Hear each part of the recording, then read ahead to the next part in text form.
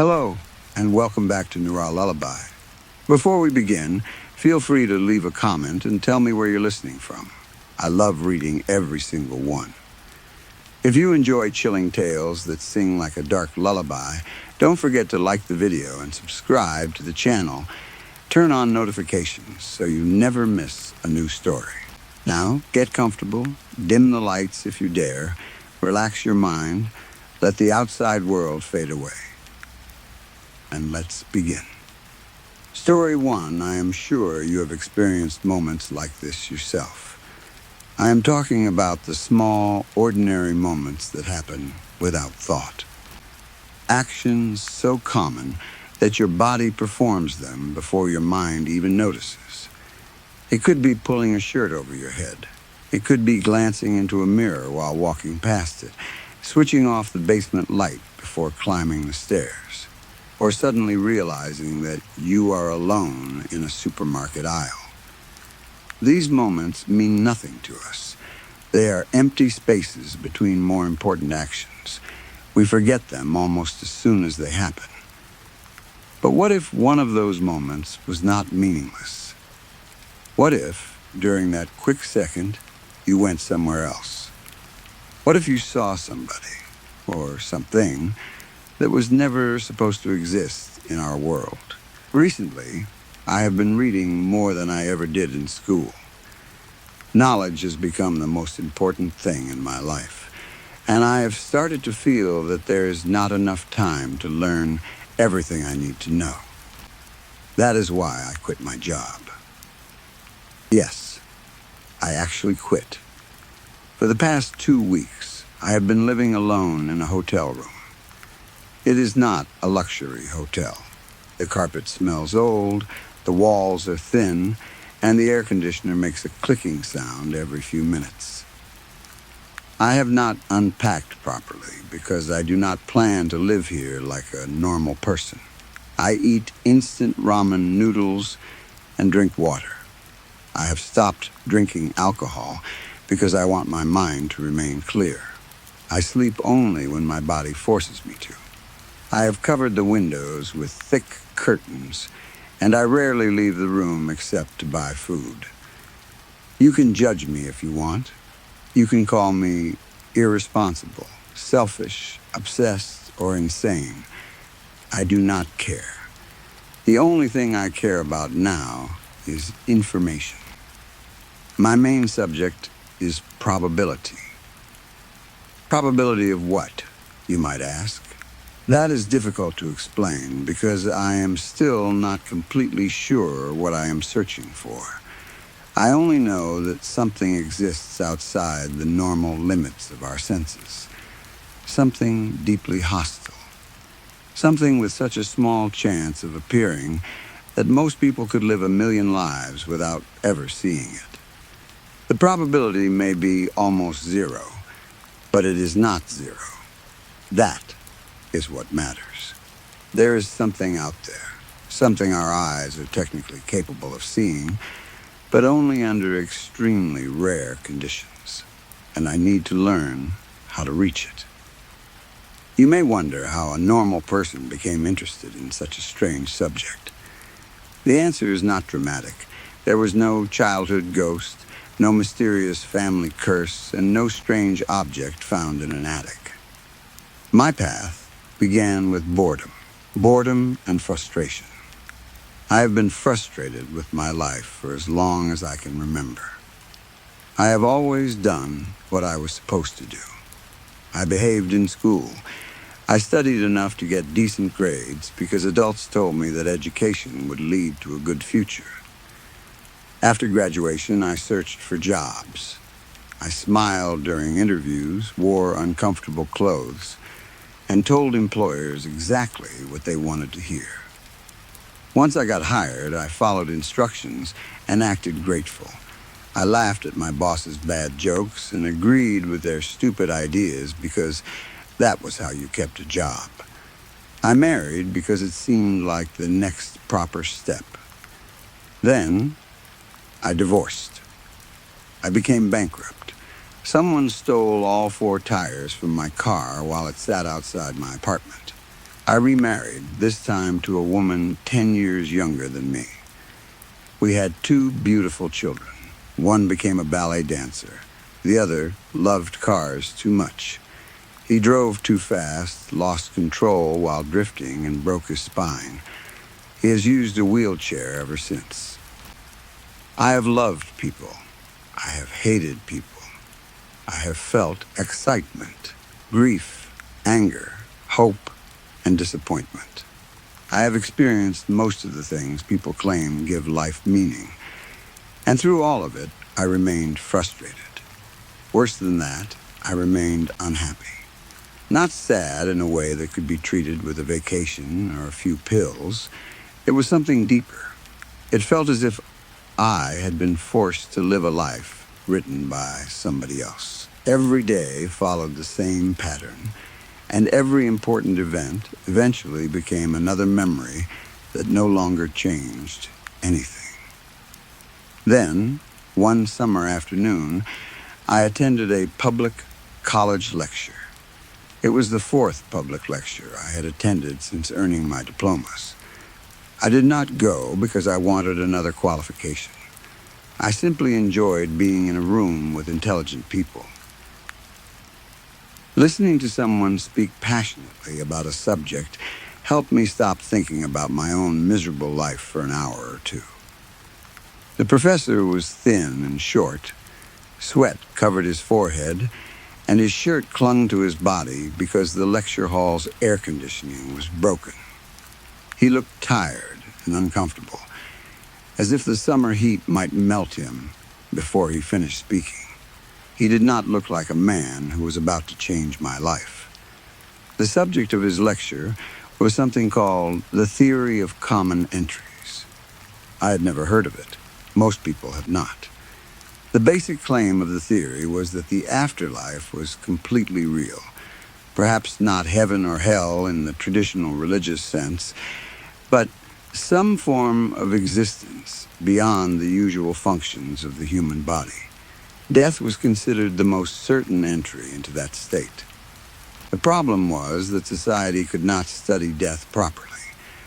Dead people did not return with clear evidence, and our technology could not reach what the professor called the astral side of our dimension. However, the theory suggested another way of reaching a small part of that world. According to the professor, certain unimportant actions could briefly open an entry. He did not describe it as a doorway appearing in a wall. It was not a glowing portal or a hole in the ground. It was more like a tiny mistake in reality, created during a moment so ordinary that the human mind usually ignored it. There were conditions. First, the action had to be small and unimportant. It needed to be something you would forget almost immediately. Second, and this seemed to oppose the first condition, the action had to create a slight sense of anxiety. Not pure terror, not the kind of fear caused by someone jumping from behind a door. It had to be a quiet feeling of suspense. A small thought that made your skin tighten or caused you to look over your shoulder. The fear had to come from possibility rather than an obvious danger. There are countless examples. Imagine turning off your wireless earphones. For half a second, you wonder whether another sound might continue playing even after they disconnect. Imagine pulling a shirt over your head. While the fabric covers your face, a thought enters your mind. What if the room changes while you cannot see it? What if you pull the shirt down and discover that you are no longer standing in your bedroom? Imagine walking outside at night and glancing at the dark window of a house across the street. Did you see someone standing behind the glass? Was it a person? Was there really a face watching you? Those tiny moments of uncertainty may be important. There are several catches, of course. You have probably performed these actions thousands of times. You have turned off lights, closed doors, looked into mirrors, removed clothes, walked past dark rooms, and closed your eyes without anything supernatural happening. That is where probability becomes important. Nobody knows the exact chance of an entry taking place, but I believe it is lower than 1 in a trillion. It may be much lower. Even if an entry happens, you may not see the whole other world. Some people might experience only a fragment, a face, a shadow, a voice, a movement at the edge of their vision. There are documented incidents that I believe are connected to the theory. Most involve something minimal, something that could easily be blamed on stress, mental illness, drugs, or imagination. But there is another possibility. Some people may see far more than a shadow.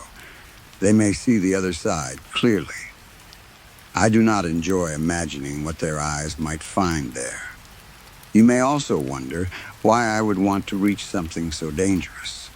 Why would a man willingly search for an experience that has destroyed other people? I do not have a rational answer. For months, I have thought about the lack of logic behind my actions. I understand that the search could hurt me. I understand that I might die or lose my mind. Somewhere along the way, I trained myself not to care. I wanted a break from the endless cycle of ordinary life. I wanted something that could not be explained by work, marriage, money, medicine, or bad luck. I needed instructions for escaping my gray existence. The theory of common entries was the closest thing I had found. If I could reach something feared by billions of people and document it realistically, then perhaps I would finally feel alive. I began studying cases that appeared connected to the theory.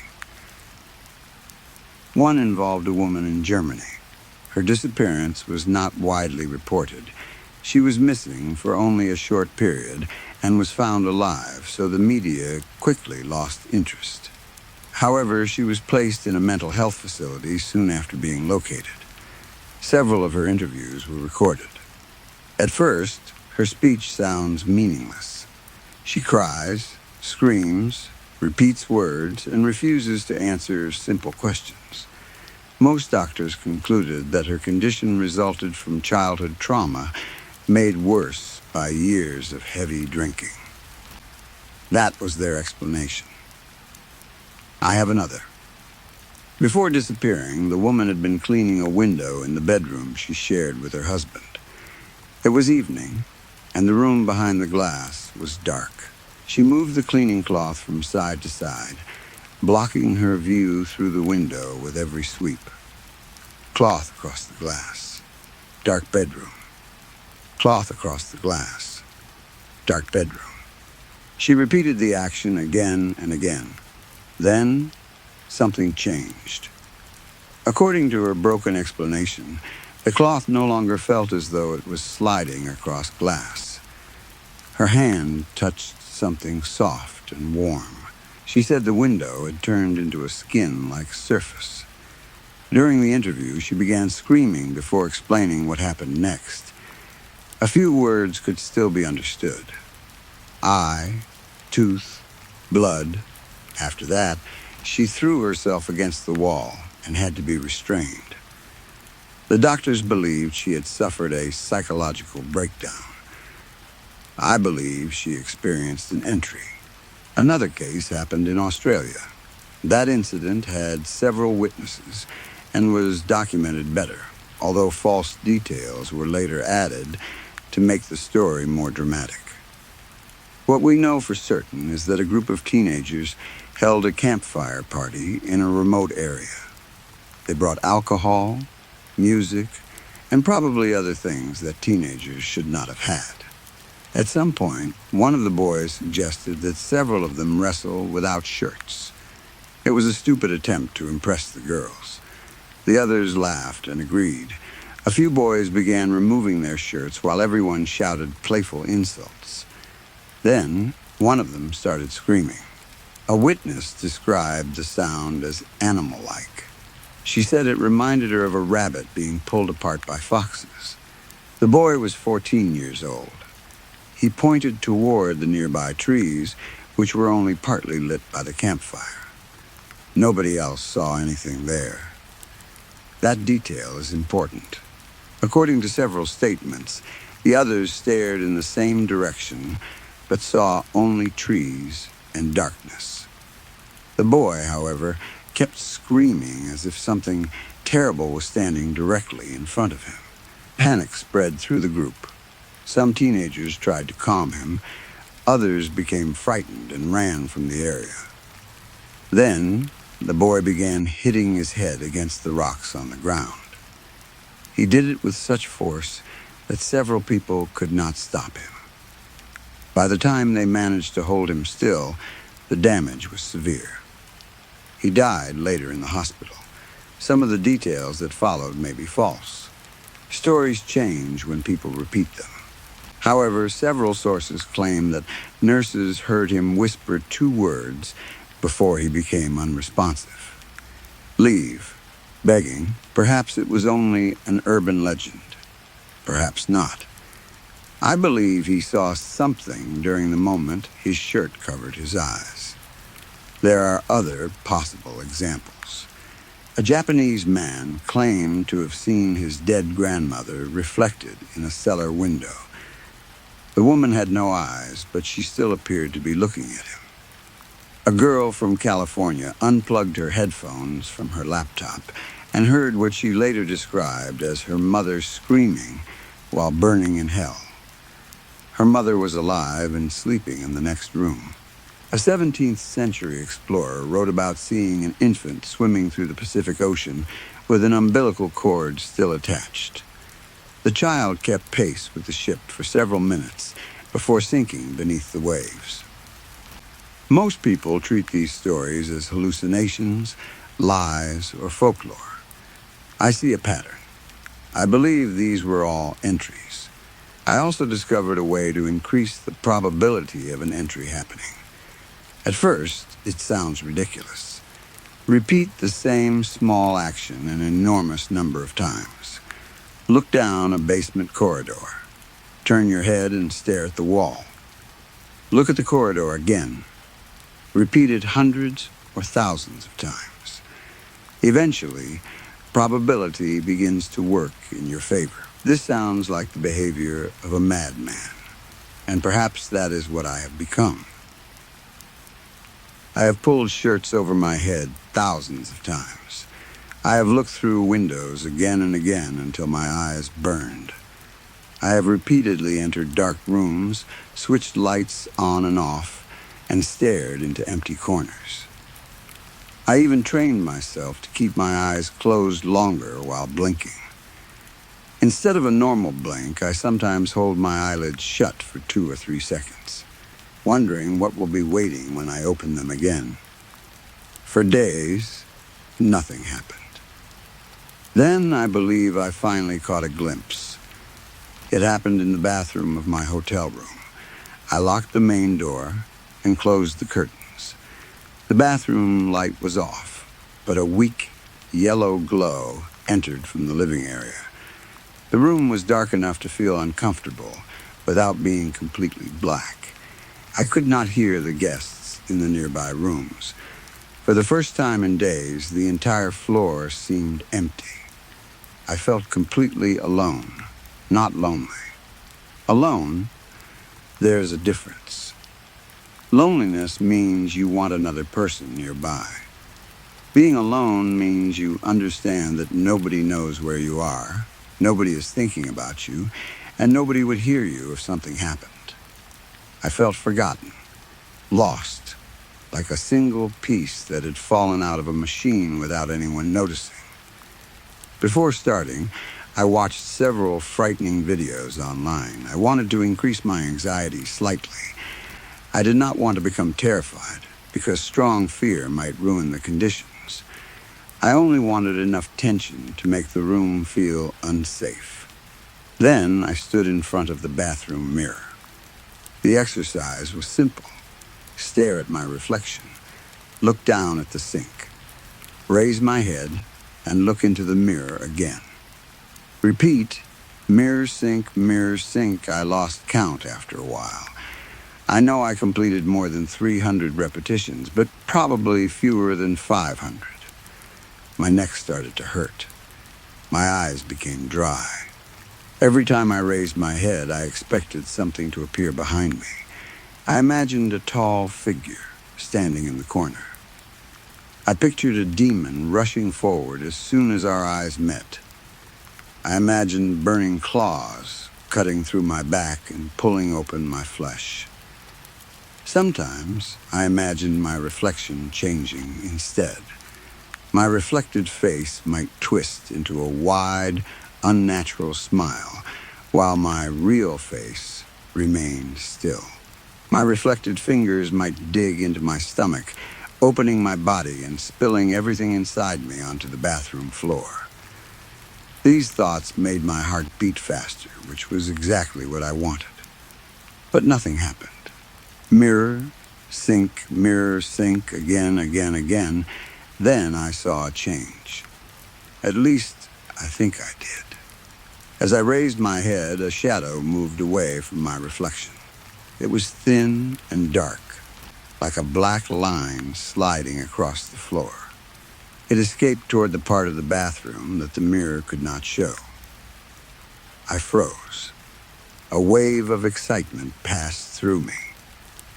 It was not a pleasant kind of excitement. It felt dirty and sickening, almost like pleasure mixed with the need to vomit. I knew about visual illusions. I had already experienced many during the previous exercises. After staring at the same object for a long time, the brain creates shapes and movements that are not really there. But this felt different. My mind had learned to recognize most of those mistakes. What I saw was either an extremely convincing illusion or the first true sign of an entry. Then, fear struck me. The shadow had moved into the corner outside the mirror's view.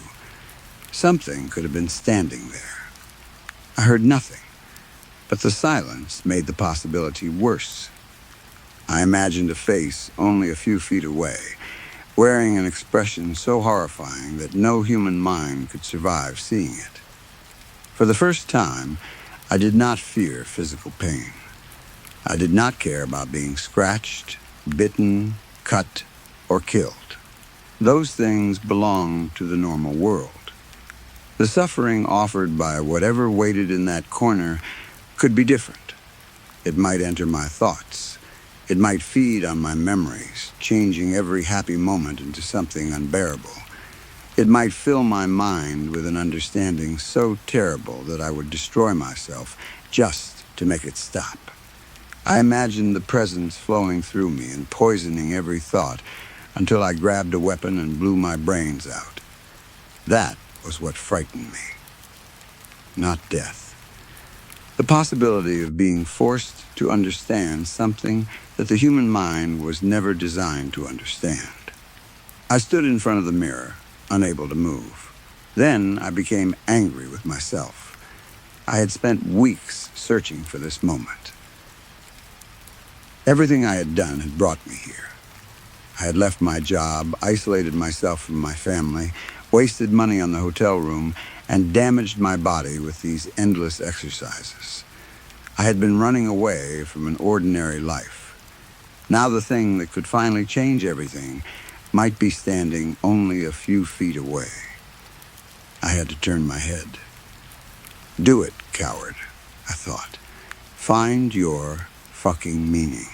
I turned to the right. There was nothing there, only a towel hanging beside the shower, a plastic trash can, the empty corner. Shame rushed through me. I felt disgusted. No creature, no shadow, no entry. I had been so close, yet I had found nothing. For a moment, I began to believe the entire theory was nonsense. Fuck the professor. Fuck the stories. Fuck the missing woman, the dead boy, and every frightened stranger on the internet. Maybe I had destroyed what remained of my life, because I was too weak to accept that nothing special was waiting for me. I looked at the mirror and became furious. I wanted to punch it. I wanted to break the glass, tear apart the room, smash the television, and throw the furniture through the window. A quieter thought followed. Kill yourself afterward. I pulled my arm back, preparing to strike the mirror. Then I raised my face toward my reflection.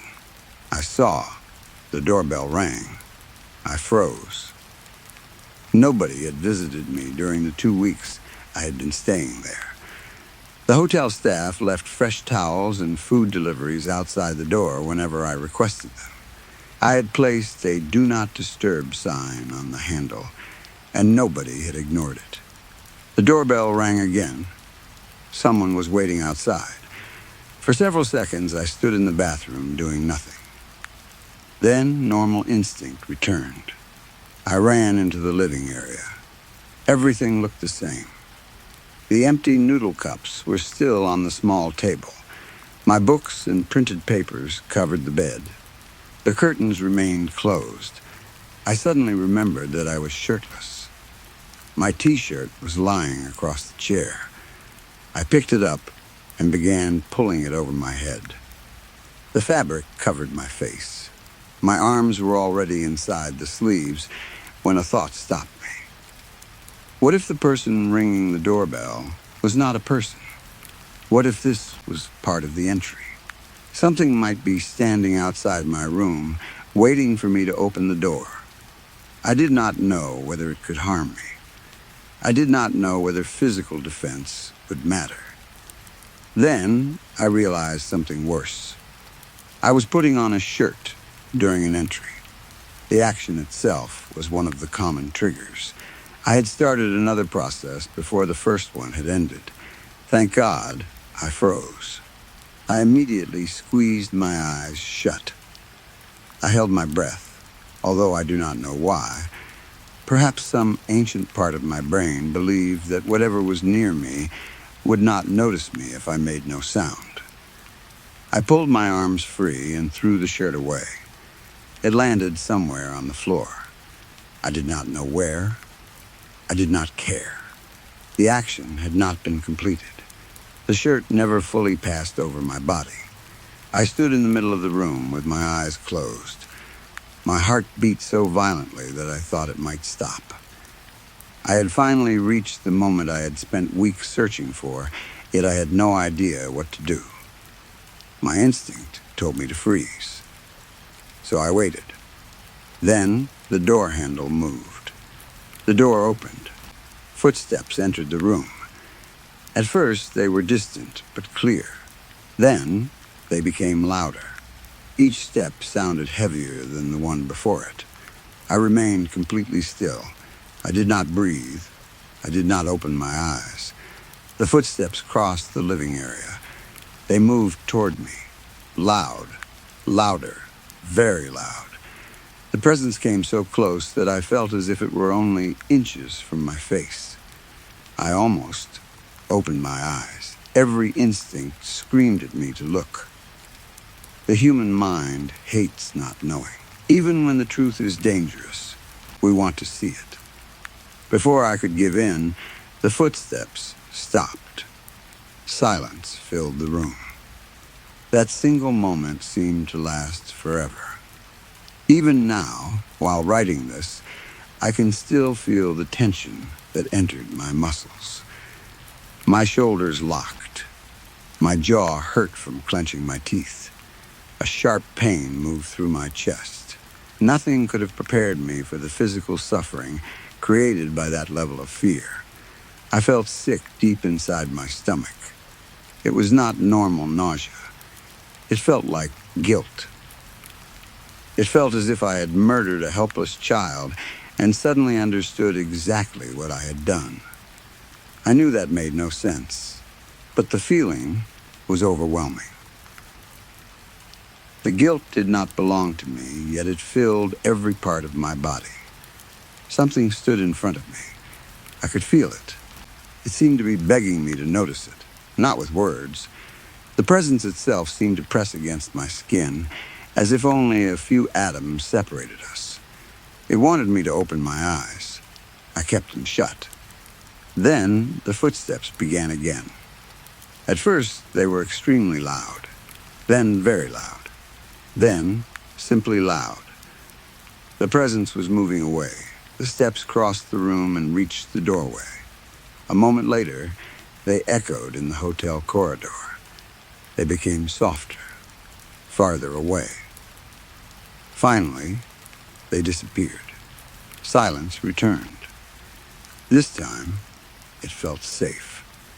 I remained frozen for what may have been several seconds or several minutes. I had no way of knowing. Then I made what might have been the stupidest decision of my life. I opened my eyes. My heart pulled painfully against my chest. It was beating so fast that I expected it to tear through my muscles. The room looked exactly as I remembered it. The curtains were closed. The papers remained on the bed. The chair was in the same place. My shirt was lying on the floor. Nothing appeared damaged. There was only one major difference. The door, which I had personally locked before beginning the experiment, was standing wide open. I know what most people will say. They will tell me that I imagined everything. They will say exhaustion, stress, poor food, isolation, and repeated movements caused a hallucination. They will tell me that I forgot to lock the door or that a hotel worker entered with a master key. I do not believe any of those explanations. The entry is real. I know that now. The experience was terrifying, but I want to repeat it. More than that, I need to repeat it. For the first time in my boring, colorless life, I felt a rush powerful enough to push every other thought away. I was not thinking about my failed marriages, my debts, my children, my old jobs, or all the years I had wasted. For those few minutes, I was completely alive. Call me a fool. Call me a madman. I do not care. Next time, I will bring recording equipment. I want cameras covering every corner of the room. I will use microphones, motion sensors, and temperature readers. I want to see whether technology can record what the human mind experiences during an entry. Perhaps the cameras will show nothing. Perhaps they will record the footsteps. Perhaps they will show what was standing in front of me while my eyes were closed. Part of me is afraid of discovering the answer. A larger part cannot wait. I already know the theory is completely real, but the rest of the world needs proof. Someone has to document it. Someone has to show humanity that these tiny, forgotten moments are not always harmless. Every time you pull a shirt over your head, glance into a mirror, switch off a basement light, or look through a dark window, there is a chance that something is looking back. The probability is unbelievably small, but it is not zero. This discovery will become my purpose. It will be my duty. And when I prove the theory of common entries to the world, people will finally remember my name. Wish me luck. Story 2. Hey everyone, this is my first time sharing something like this, but I have been thinking about it for years, and I still do not know what really happened. It took place around 2 or 3 years ago, and even now, when I remember it, I get the same cold feeling in my stomach. The strangest part is that I had heard of something similar before, but only in a creepypasta. It was one of those online horror stories that people read for fun and then forget about. I never believed anything like that could happen in real life. That is what makes this memory so unsettling to me. Sometimes I wonder if my brain connected what happened to that story and made the whole experience seem worse than it really was. Maybe I saw something normal and allowed fear to change it in my mind. At least that is what I keep telling myself. This happened in South Florida, around the Fort Lauderdale and Plantation area. Anyone who has spent time there knows that even at night, the air can still feel warm and heavy. It is not the kind of place where people usually walk around wearing thick clothing, heavy jackets, or tall boots. Most people wear sandals, sneakers, or something light because the heat stays around long after the sun goes down. It was late at night, sometime after 9. I do not remember the exact time, but I know it was before the Ross store closed. My mom and I had been out running errands for most of the evening. We were both tired and ready to go home, but at the last minute, she remembered she had a few things she needed to return. That was typical for my mom. She always remembered one more thing just when I thought we were finished. We pulled into the parking lot, and the place looked quiet. There were still a few cars outside, but not many. The lights from the store shone through the large front windows and spilled onto the dark pavement.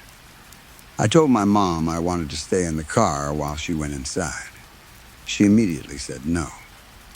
It was late, and she did not want me sitting alone in a parking lot at night. At first, I complained because I knew returning things could take forever.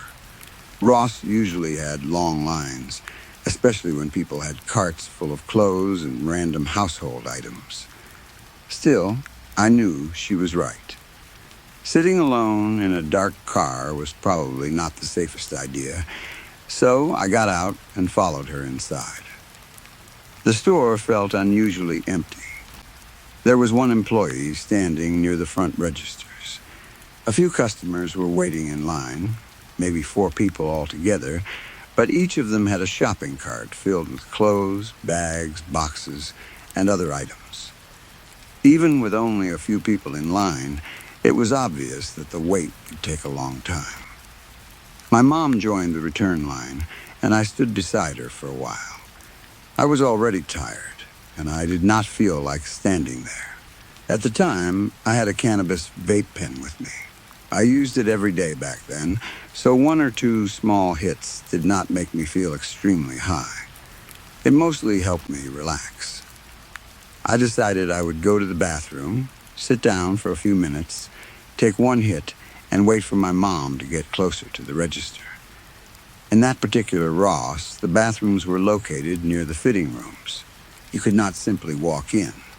An employee had to unlock the entrance, and then you needed a code to open the bathroom door. I walked toward the back of the store and found an employee organizing clothes on a rack.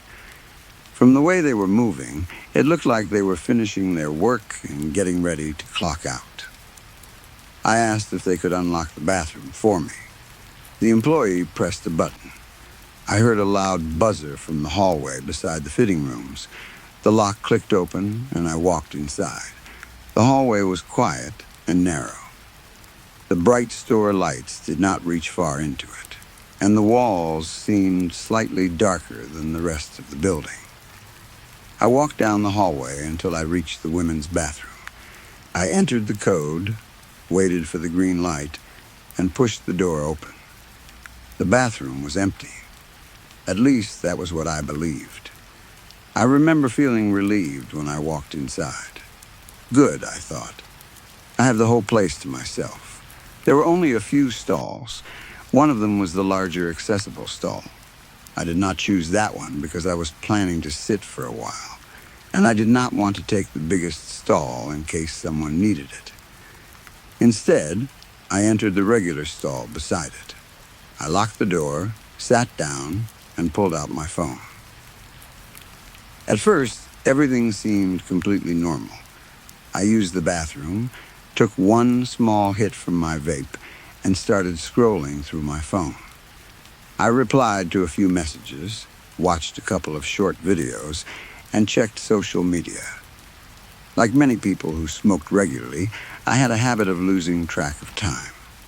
A few minutes could feel like 1 minute, especially if I was sitting somewhere quiet and scrolling on my phone.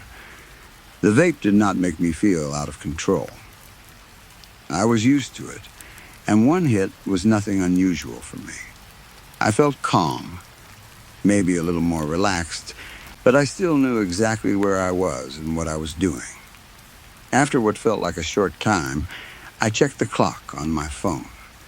Nearly 25 minutes had passed. I was surprised. I texted my mom and asked if she was close to the register. She replied that she was not. I sighed. The line was moving even slower than I expected. I stayed in the stall for another few minutes, but I started getting uncomfortable. Sitting alone in a store bathroom was not exactly enjoyable, and I did not want my mom wondering where I was. I decided I would leave the bathroom and return to the front of the store. That was when I noticed something in the corner of my eye. There was movement, or maybe just a dark shape, near the floor of the stall beside mine. I looked down. A pair of black boots was standing on the other side of the divider. They were not normal boots. They had long, narrow, pointed toes, and both boots were facing directly toward my stall. For a few seconds, I could not understand what I was looking at. The pointed ends were close to the bottom of the divider, almost reaching beneath it. Whoever was wearing them was standing extremely close to the wall, separating the stalls. My heart dropped. Goosebumps spread across my arms and legs. My whole body reacted before my mind had time to understand why. The boots looked wrong. It was not only because they were black and pointed, it was also because nobody in South Florida wore boots like that, especially on a warm night. They looked old-fashioned, almost like something a person would wear with a costume. They also were not facing the toilet. They were facing me. Whoever was standing inside that stall was turned away from their own toilet and looking toward the divider between us. My first thought was that maybe an employee had entered without me hearing them. Maybe they were changing clothes or cleaning something. But I had not heard the bathroom door open. I had not heard the code being entered. I had not heard footsteps. I had not heard a toilet flush, a stall door close, a bag move, or clothing rustle. There had been no sound at all. I had been sitting there for almost 30 minutes, and the bathroom had seemed completely empty the entire time. My fear disappeared for one brief second and was replaced by curiosity. I have always liked horror movies and ghost stories. Even as a child, part of me wanted to see something paranormal, even though I knew I would probably regret it. I slowly lifted my eyes and looked toward the top of the divider. I expected to see a face staring down at me. There was nothing there. I could see the top of the stall wall and part of the ceiling, but no head, hair, face, or shadow. I looked down again. The boots were still there. They had not moved even an inch. I stared at them, trying to think of a logical explanation. Maybe the person was very short. Maybe they were bending over. Maybe the boots had been left on the floor. But they did not look empty. They were standing upright in a natural position, as if feet and legs were inside them. The heels were flat against the floor, and the toes remained aimed at my stall. I waited for some sign that there was a normal person beside me. A cough, a sniff, a breath, the sound of a phone, the movement of fabric. Anything. The only sound in the bathroom was the soft buzzing of the fluorescent lights above me. The longer I listened, the more unnatural the silence felt. The lights produced a faint electric hum that seemed to grow louder because nothing else was making noise. I stayed completely still. The boots stayed still too. Minutes passed. I do not know exactly how many because I was afraid to stop watching them. I felt that if I looked away, even for a second, they might disappear or move closer. Eventually, I gathered enough courage to speak. "Hello?" My voice sounded small inside the bathroom. There was no response. I waited. "Is someone in there?" Still, nothing. The boots did not shift. I checked my phone again. More than 40 minutes had passed since I had entered the bathroom. That was when another thought hit me. How long had the person been there? If they had entered after me, I should have heard them. The bathroom door was heavy, and it made a clear sound whenever it opened or closed. The code keypad also made noise. I had heard none of that. If they had been inside before me, then they had been standing silently in that stall for at least 40 minutes. But when I first entered, I had looked around. I remembered seeing no feet beneath any of the doors. I had felt alone. I had even thought, yes, all to myself. Had I simply failed to notice them? It was possible, but something inside me refused to believe it. The person could not have been using the toilet because they were facing the wrong direction. They were standing near the divider, pointed toward me, and they had not moved the entire time. I tried to convince myself that maybe they were an employee playing a joke. But why would an employee stand in silence for 40 minutes just to frighten a random customer? And why would they wear those strange boots? I thought about looking beneath the divider. If I lowered my head to the floor, I might be able to see more than the boots. I might see legs, a dress, pants, or something that would tell me who was there. The idea terrified me. What if I looked down and saw a face staring back at me from beneath the wall? That thought kept me frozen in place. My phone was still in my hand. I considered calling my mom, but I worried that speaking loudly might make whoever was beside me react. I thought about taking a picture or recording a video. For some reason, I did not. I wish I had, because then I might have proof that the boots were real. At the time, however, I was not thinking about proof. I was thinking about getting out. My mind began creating every possible explanation. Maybe it was a homeless person hiding in the bathroom. Maybe it was someone waiting to rob me. Maybe it was a worker who had fallen asleep while standing. That last idea made no sense, but I was desperate for something normal. I continued staring. The pointed toes seemed to extend slightly beneath the divider. The black leather reflected a little of the overhead light. The boots looked clean.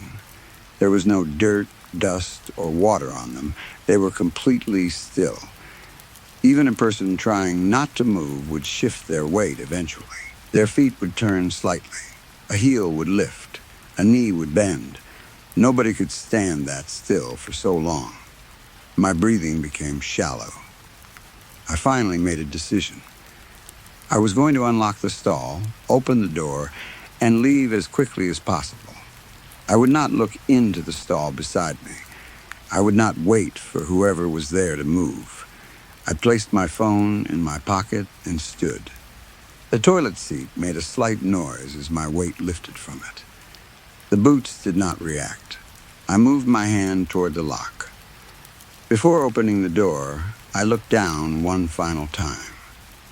They were still facing me. For some reason, that last look made everything feel worse. A small part of me had expected them to turn toward the bathroom exit, as if the person had grown bored. They had not. They remained close to the divider, pointed directly toward where I had been sitting. I unlocked the stall and threw the door open. Then I stepped out as fast as I could. I did not look back. I did not check the mirror. I did not wash my hands. I moved quickly across the bathroom and pushed open the main door. The hallway outside was empty. I speed-walked back toward the fitting room area. The employee who had unlocked the bathroom for me was gone. The racks were still there, but nobody was organizing them. That made my fear worse.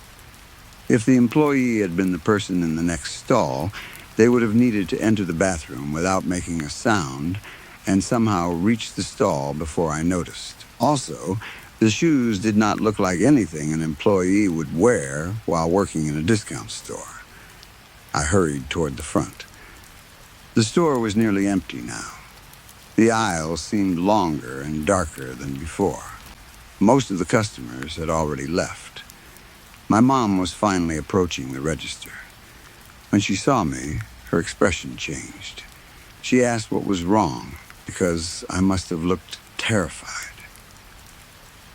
I stood beside her and looked toward the back of the store, waiting to see if someone wearing black pointed boots would come out of the hallway. Nobody did. While my mom finished her return, I watched every person in the store. There were only a few customers left. None of them wore boots. One employee stood near the register. They wore ordinary black shoes. Another worker was folding clothes near the entrance. They wore sneakers. No one came out of the bathroom area. I wanted to ask an employee to check the stall, but I was embarrassed. I did not know what I would say. There is someone standing silently in the bathroom, wearing creepy boots. It sounded ridiculous. I also worried that if an employee checked and found nobody, they would assume I had imagined everything because I had been using my vape. So I stayed close to my mom until we left the store. Once we were in the car, I told her what had happened. I explained that the bathroom had seemed empty when I arrived. I told her about the boots, how they were pointed toward me, how they never moved, and how nobody responded when I spoke. My mom listened, but she did not seem as frightened as I was. She said it was probably another customer. Maybe the person had been waiting in the stall. Maybe they were changing clothes. Maybe they were standing strangely for some reason. She brushed it off, because parents sometimes do that when they do not want their children to feel scared. I tried to accept her explanation. On the drive home, however, I kept replaying every detail. If it had been another customer, why did they not make a single sound? Why were they facing the divider? Why did they remain in the exact same position for so long? Why had I not seen them when I entered? Most importantly, why did they not answer me, even if the person wanted privacy? Most people would move their feet or say something after hearing someone ask if they were there. A simple yes would have ended the whole mystery. Instead, there had been nothing, just silence and those black pointed boots. That night, I searched online for similar stories. That was when I remembered the creepypasta I had heard before. I do not remember every detail, but it involved someone being alone in a public bathroom and noticing feet in the stall beside them. The person or thing did not move normally, and the situation became more disturbing the longer it continued. Realizing the connection made me feel sick. I wondered whether I had remembered the story while sitting in the stall and allowed my imagination to take over. Maybe I had seen a pair of shoes and turned them into something supernatural because my brain already knew that kind of horror story. But that explanation never fully satisfied me. The boots were real. I know what I saw. Even if my fear changed some small details, there had been something inside the stall beside me. Years have passed, but I can still picture them clearly. The smooth black leather, the narrow pointed toes. the way they extended slightly beneath the divider, the way both boots faced my stall instead of the toilet. Most of all, I remember how still they were. Sometimes I wonder what would have happened if I had stayed longer. Would the person eventually have moved? Would they have followed me out? Would the boots have slowly turned toward the stall door? I also wonder what I would have seen if I had looked beneath the divider. Maybe I would have seen ordinary legs and realized there was nothing to fear. Or maybe I would have seen that the boots were empty. That possibility bothers me more than anything else. What if there had been no person inside them? What if they were standing there by themselves? Another possibility is even worse. What if someone had been standing inside the stall, pressed close against the divider, listening to me the entire time? They would have heard me scrolling on my phone. They would have heard me use the bathroom. They would have heard me breathing, moving, and speaking.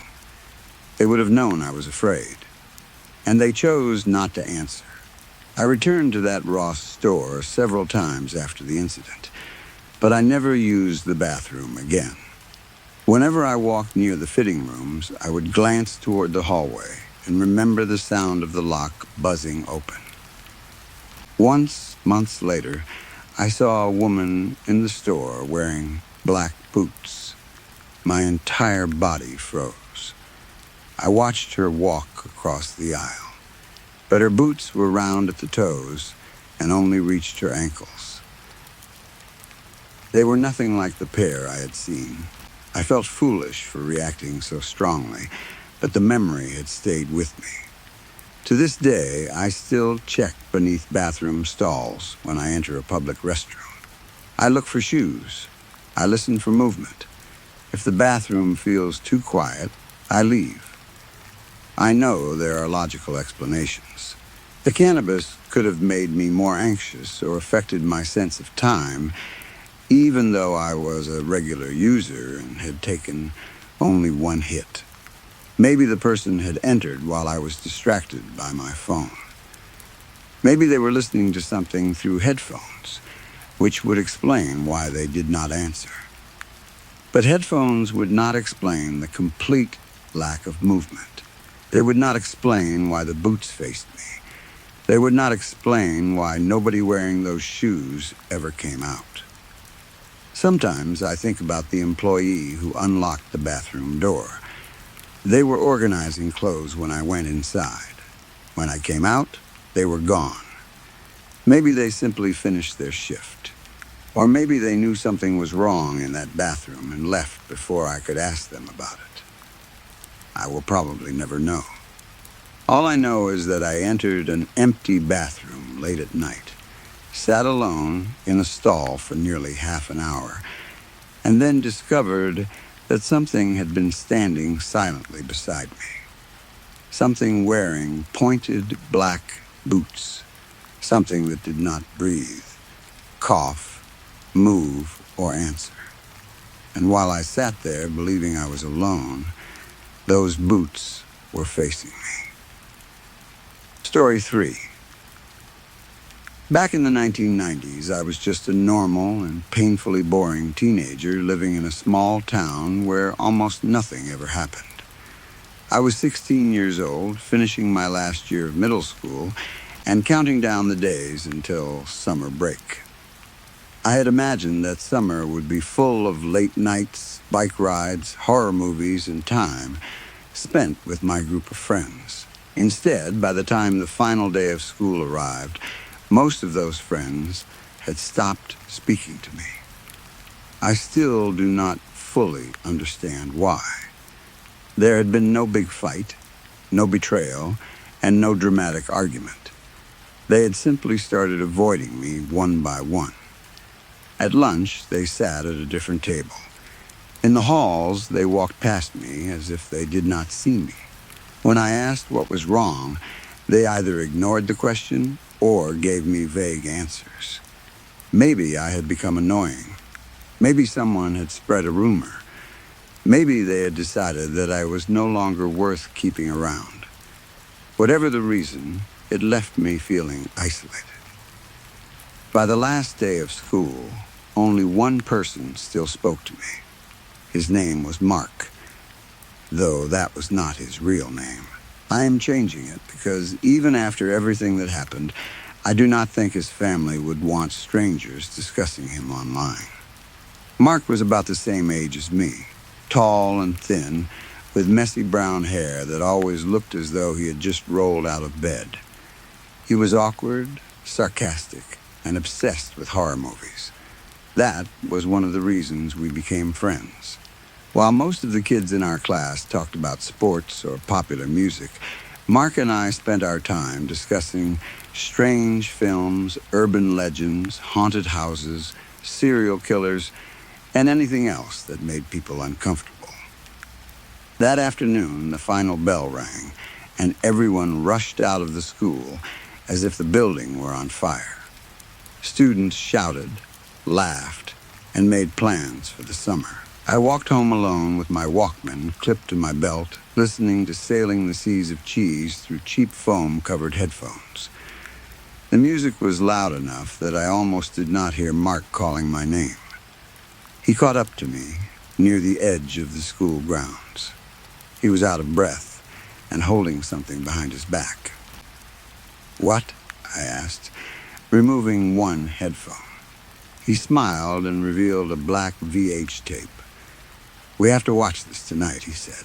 "I swear this is the one." He said that about almost every strange movie he found. According to Mark, each tape was going to be the film that finally terrified us so badly that we would never sleep again. Most of them were terrible. "What is it?" I asked. "No idea." He handed it to me. There was no case and no label. The tape was covered with small scratches, and the plastic looked older than either of us. There was no writing on the front, no title on the side, and nothing that showed who had made it. "Where did you get this?" "A yard sale." "Whose yard sale?" "I don't know. Some old guy outside town."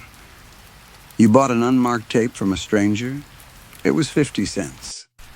"That doesn't make it less weird. That makes it better." He grinned as if he had discovered buried treasure. Mark told me that he had spotted the tape at the bottom of a cardboard box filled with old movies. Most of the other tapes had labels, but that one had been completely blank. The man selling it claimed he did not know what was recorded on it. Naturally, Mark had bought it immediately. Since he did not have a VCR in his bedroom, we agreed that he would come to my house that night. My parents were fairly relaxed about sleepovers, especially when Mark was involved. They liked him and considered him harmless. That evening, I was in my basement bedroom waiting for him. My room was located directly below the living room, while my parents slept upstairs on the second floor. The basement had a small window facing the backyard. It was wide enough for someone to climb through if they turned sideways, and Mark had used it so many times that it had become his usual entrance. A little after 7, I heard 3 taps against the glass. I got up from my beanbag chair, crossed the room, and unlocked the window. Mark's face appeared outside. "You know we have a front door," I said. "This is faster. It is also more suspicious. That's why I like it." He pushed his backpack through first and then climbed inside. The VH tape was tucked under one arm. "I still haven't watched it," he said. "I figured we should experience it together." "Experience what?" "Hopefully trauma." He went straight to the television and pushed the tape into the VCR. We turned off most of the lights, dropped onto the beanbag chairs, and prepared ourselves for what we hoped would be the scariest movie we had ever seen. The screen filled with static. Then a black background appeared. White words slowly faded onto the screen. "Knock, knock, knock." The final word was written in larger letters. Mark leaned forward. "This already looks promising." It looks cheap. Cheap horror is the best horror. The film started. It was in black and white and looked as if it had been made sometime in the 1960s. The image was grainy, the sound was weak, and the camera work was shaky. The story followed a married couple named Joseph and Josephine who were staying in a cabin deep in the woods. Joseph was serious and suspicious. Josephine was cheerful and curious. They seemed to be on a short vacation, though the film never explained why they had chosen such a remote place. On their first night in the cabin, Joseph found an old book hidden beneath a loose floorboard. It was covered in dust and tied shut with a dark cord. Josephine warned him not to open it, but he ignored her. The moment he opened the book, strange things started happening. There were footsteps outside the cabin. Doors opened by themselves. Knocking sounds came from inside the walls. A shadow appeared behind Josephine every time she looked into a mirror. The film had all the usual horror clicks. Characters walked toward strange noises instead of running away. Lights failed at the worst possible moments. Joseph repeatedly entered the forest alone, despite knowing something dangerous was following him. The acting was terrible. During one scene, Josephine screamed before the monster even appeared. Mark burst out laughing. She got scared by the future. I threw a piece of popcorn at him. The movie was not frightening, but something about it still bothered me. I could not explain why. Maybe it was the strange silent pauses between scenes. Maybe it was the way Joseph sometimes stared directly into the camera. Maybe it was because the cabin looked real, not like a movie set. At the end, Joseph and Josephine were trapped inside the cabin while someone or something knocked at the front door. 3 slow knocks. Then the screen went black. There were no credits. The tape simply stopped. Mark looked disappointed. That was it? I told you it looked cheap. The title was scarier than the whole movie. We checked the time. It was around 8:30 in the evening. Since it was the first night of summer break, we asked our parents if Mark could stay over. His parents agreed, and mine said they did not mind. A few minutes later, my father came downstairs holding a $50 bill. If you two are staying up all night, he said, go get your own snacks. He handed me the money and told us to walk to the grocery store across town. At 16, we were not going to refuse free money.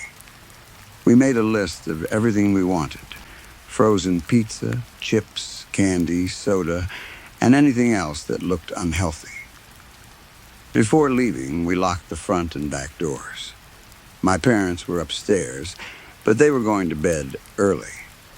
My mother always worried about open windows, so I checked the basement window twice before we left. It was fully closed and locked. The walk to the store was normally quiet. Our town was small enough that almost everyone knew everyone else. There were few cars, and most businesses closed early. Halfway there, we saw one of my former friends standing near a fence with 2 other boys. He had started bullying Mark and me near the end of the school year. He shouted something as we passed, but neither of us responded. His mother had died in a car accident a few months earlier. Before that, he had been friendly. After her death, something in him seemed to change. He became angry at everyone. Even though I hated what he had done to us, I also felt sorry for him. Mark and I kept walking. The grocery store stood near the edge of town. It was small, old, and open later than almost every other business. We had been going there since we were children. There was usually only one employee working at night, a middle-aged man named Carl, who knew our parents and always complained when we bought too much candy. That night, Carl was not behind the register. Instead, A younger man stood there. He was pale, clean-shaven, and wore a dark shirt with no name tag. He watched us as we entered, but he did not say anything. Mark leaned toward me. "Who is that?" "No idea." We walked through the aisles, filling our basket with snacks. The new cashier continued watching us whenever we passed the front of the store. When we finally reached the register, he looked at our confused faces and smiled. "I'm just the new employee," he said. Neither of us had asked. That should have felt strange, but we were teenagers obsessed with horror films. We found almost everything exciting. A mysterious cashier working the night shift did not scare us. It made the night more interesting. Mark gave me a dramatic look. The old employee has obviously been murdered. The cashier stared at him. I laughed nervously and paid for the food. As we left the store, the new employee watched us through the front window. Outside, the sky had become completely dark. There were only a few streetlights, and some of them flickered. We started walking home with the grocery bag swinging between us. Near the next intersection, I noticed a paper taped to a telephone pole. It was a missing person flyer. A black and white photograph showed a man with dark hair and a serious expression. Beneath the photo were several lines of text. Joseph Smith. Missing. If found, call the number below. Most of the telephone number had been covered with thick black ink. I stopped walking. Mark took a few more steps before turning around. "What are you doing?" I stared at the man's face. Something about it bothered me. I did not exactly recognize him. It was more like the feeling you get when you see someone from a dream. I was sure I had seen that face somewhere, but I could not remember where. The man in the picture seemed older than Joseph from the movie, but the eyes looked similar. The shape of his face looked similar, too. At that moment, I did not make the connection. The movie had been black and white, and the image quality had been poor. I told myself the man on the flyer probably looked like someone from school or someone I had seen around town. "You coming?" Mark asked. Yeah. I looked at the flyer one last time and followed him. Still, the feeling stayed with me. By then, it was close to 9 at night. The roads were almost empty. Our footsteps and the sound of the plastic bags seemed unusually loud. Normally, it took about 15 minutes to walk home from the grocery store. Halfway there, we saw a van parked in the middle of the road. It was old and dark-colored. Its headlights were off, and no one appeared to be inside. It was parked at an angle, blocking most of the street. Mark stopped. "That doesn't look safe." No, we had watched enough horror movies to know that walking beside an abandoned van at night was a bad idea. The forest ran along one side of the road. A narrow path through the trees led toward my neighborhood and would allow us to avoid the van. We entered the forest. At first, the shortcut felt like a smart decision. The moonlight passed through the branches, and we knew the area well enough not to get lost. We joked about the movie and the strange cashier. Mark said the entire evening felt like the beginning of a bad horror film. I told him that if he said those words again, he would probably be the first one to die. The deeper we walked, the quieter the forest became. There were no insects, no birds, not even wind in the trees. We could eventually see the back of my house through the branches. That was when we heard footsteps behind us. At first, they were distant. Then they became faster. Someone was running, not walking, running directly toward us. Mark looked at me.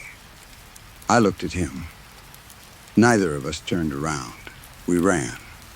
The grocery bag slammed against our legs. The bottle fell out of one bag, but we did not stop to pick it up.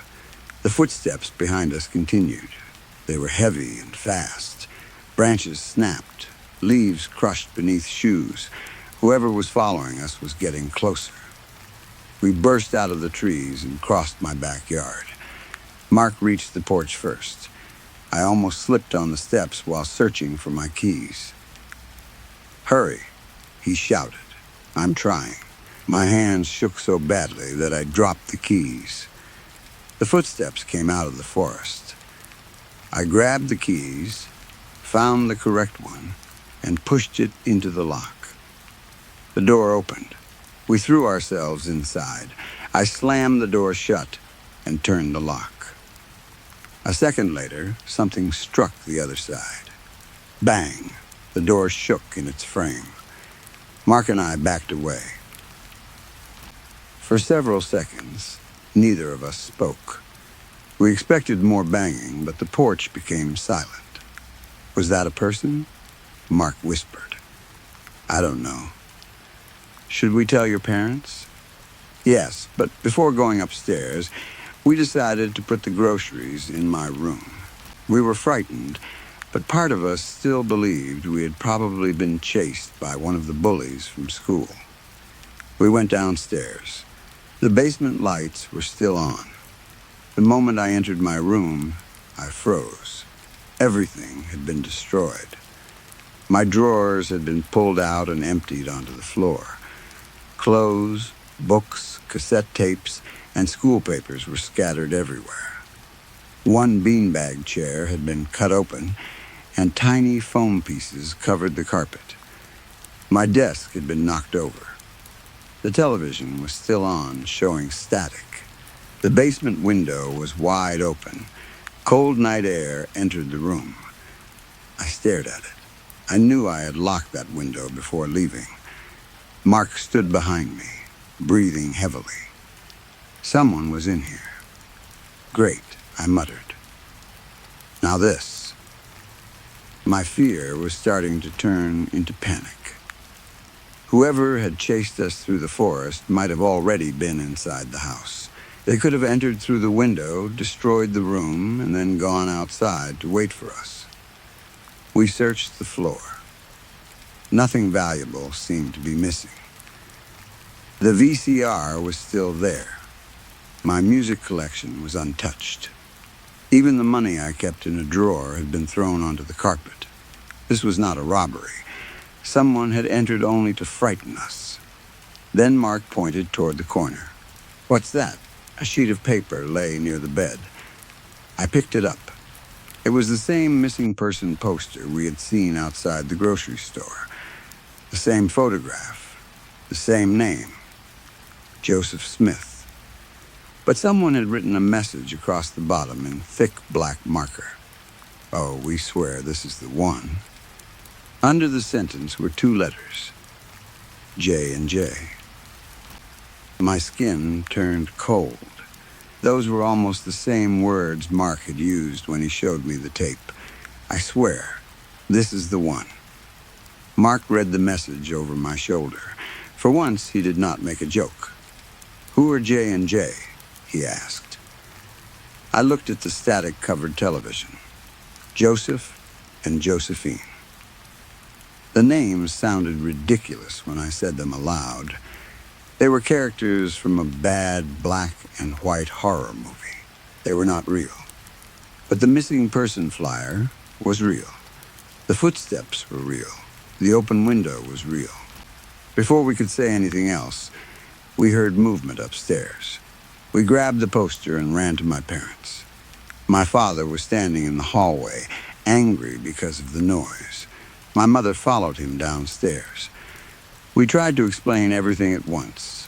The van, the forest, the footsteps, the banging on the door, the open window, the missing poster, the movie. My father walked into my room and looked at the mess. His face changed immediately. He believed that Mark and I had destroyed the room while playing some kind of prank. I showed him the poster, but he said we had probably taken it from the telephone pole. I pointed toward the open window. He said we must have forgotten to lock it. We insisted that someone had broken in. My parents did not believe us. My father called Mark's parents and told them to come pick him up. Then he grounded me for the rest of the week and ordered me to clean the entire basement. Mark and I continued trying to explain, but the more frightened we sounded, the more convinced the adults became that we were lying. Before Mark left, he looked at me from the front door. Neither of us said anything. We did not need to. We both knew what we had seen. That night, after my parents went back upstairs, I locked the basement window again. I moved my bed away from it and kept the lights on until morning. The VH tape was gone. I searched the room several times. It was not in the VCR. It was not under the furniture. It was not in Mark's backpack. The tape had disappeared. For the rest of that summer, Mark and I avoided the forest. We also stayed away from the grocery store at night. Carl returned to work a few days later. When we asked about the new employee, he looked confused. He claimed there was no new employee. According to him, nobody else worked at the store. We asked if the store had been robbed or if someone had entered without permission. Carl became annoyed and told us to stop making up stories. The missing person flyer also disappeared. We searched every telephone pole near the store, but there were no other copies. For years, Mark and I talked about that night. Sometimes we tried to explain it logically. Maybe the cashier had been covering for Carl. Maybe the person in the forest had been one of the boys from school. Maybe someone had broken into my room as a prank. Maybe the missing poster had nothing to do with the movie. But no explanation answered everything. How did someone know what Mark had said before we watched the tape? How did they enter my room when my parents were home? Why did the names in the film match the initials on the message? And where did the tape go? As we grew older, we spoke about it less often. Life moved on. We finished school. We got jobs. We moved to different places. Sometime in the late 2000s, Mark and I lost contact. There was no argument. We simply stopped calling each other. Social media was becoming popular, but neither of us made much effort to stay connected. I thought about him occasionally, especially whenever I saw an old VH tape or heard Primus playing somewhere. Then, last week, my phone rang. A woman introduced herself as Mark's wife. I had never spoken to her before. Her voice was quiet and tired. She told me that Mark had died. I will not share the details. They are private, and they are not important to what happened next. The news crushed me. Even though we had not spoken in years, Mark had been part of the most important years of my childhood. He was the only friend who stayed when everyone else abandoned me. Today was his funeral. The weather was cold and gray. I stood among his family and listened to people talk about the man he had become. His wife spoke about his sense of humor. His children spoke about the movies he had shown them. I wanted to tell them about the old VH tape, but it did not seem like the right moment. After the service, we walked toward the burial site. I watched as Mark's coffin was lowered into the ground. The sight made everything feel real. People slowly began leaving flowers and walking back toward their cars. I remained behind. That was when I noticed another gravestone a short distance away. 2 names were carved into the stone. At first, I thought I had misunderstood what I was reading. I stepped closer. Joseph Smith. Josephine Smith. The names felt like hands closing around my throat. Mark's wife was still nearby. I turned toward her. "Sorry," I said. "Who were they?" I pointed at the grave. She looked over. "Oh, those were Mark's cousins," she said. Joseph and his wife, Josephine, I could not speak. She noticed the expression on my face. "Are you okay?" I stared at the dates on the stone. They had died in the 1980s. Mark's wife continued speaking. They were murdered in a cabin in the woods. It happened before Mark and I met. His family never liked talking about it. The cemetery seemed to tilt around me. I looked again at the gravestone. Joseph Smith, Josephine Smith, murdered in a cabin in the woods. Just like the movie. My stomach dropped.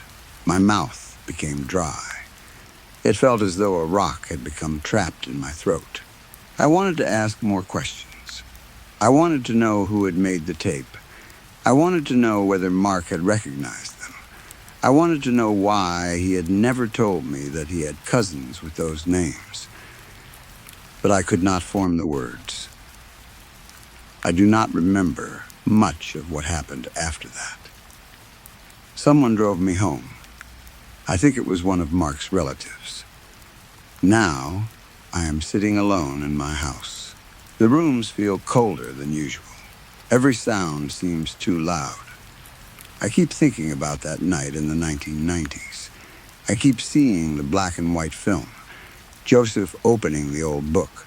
Josephine screaming inside the cabin. The final knocking at the door.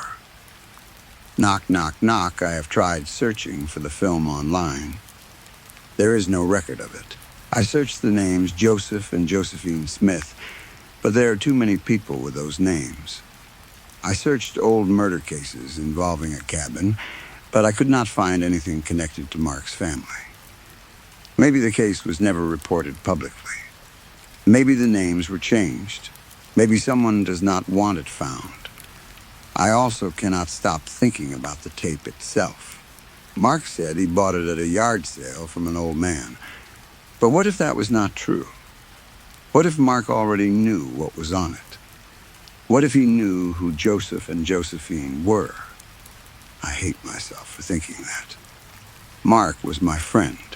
He was frightened that night, too. At least, I believed he was. I know how insane all of this sounds. If I told the people in my life, they would say grief is affecting my memory. They would say I watched too many horror films as a teenager. They would say the names are only a coincidence. Maybe they are right. Maybe time has changed the details in my mind. But I still remember the message on the poster. Oh, we swear this is the one. J&J. I remember the open basement window. I remember something running after us through the forest. I remember the impact against the front door. And I remember the way the missing man's face made me feel as though I had seen him before. Now I know where. He was in the movie. Or someone who looked exactly like him was. I do not know why Mark's wife called me after so many years. She said she found my number in an old notebook among his belongings. I keep wondering what else was in that notebook. I keep wondering whether Mark wrote about the tape. I have considered calling her and asking, but something is stopping me. Maybe I am afraid of the answer. A few minutes ago, I heard something outside. 3 quiet sounds against the front of the house. I told myself it was a branch. There are no trees close enough to touch the door. I checked the porch through the window. No one was there. Then I noticed a black shape lying near the doormat. It looked like a Vates tape. I have not opened the door. I do not plan to. Nobody in my life would believe this story, so I decided Reddit was the only place left where someone might listen. I do not think there will be an update. If there is, I hope I am still around to write it. Story 4. I used to think doorbell cameras were made for paranoid people. That sounds ridiculous now. Before any of this happened, I was the kind of person who laughed at the posts on neighborhood apps. Someone would upload a blurry video of a man walking past their rubbish bins at 2 in the morning and write, "Does anyone know this person?" As though the poor man could not simply be taking a shortcut home after leaving the pub. I always thought people were too suspicious, too eager to turn an ordinary shadow into a criminal. My sister bought me a doorbell camera when I moved into the house. "It'll make me feel better," she said as she handed me the box. "It'll make you feel better? You live alone now." That was how everyone described my situation after the breakup. Nobody said I was single again, or that I finally had my own place. They always said, "You live alone now," as though it was a medical condition or something dangerous that had happened to me. The house was nothing special. It was a small 2-bedroom terrace at the end of a row. It took about 10 minutes to walk into town if I hurried, and closer to 20 if I took my time. The front was made of dark red brick. The hallway was narrow, and the back garden was barely large enough for a table and 2 chairs. The carpets were old and carried the faint smell of someone else's plug in air freshener. No matter how many windows I opened, I could never get rid of it completely. During the day, the house felt ordinary. At night, every sound became much louder. The pipes ticked inside the walls. The fridge hummed in the kitchen. Floorboards creaked as the temperature changed. My neighbor coughed through the wall.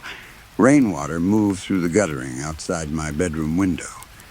Every noise had a sensible explanation until I was lying awake at 3 in the morning, listening to all of them at once.